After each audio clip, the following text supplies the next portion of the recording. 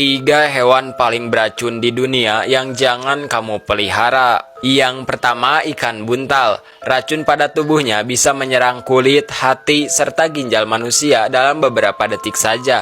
Bahkan racun dari satu ekor ikan buntal bisa membunuh 30 orang dewasa loh. Ih, ngeri banget kan? Yang kedua, ular king cobra. Racunnya bisa mematikan manusia hanya dengan waktu 15 menit saja. Ular ini dikatakan juga sebagai ular raja karena sering memangsa ular lainnya.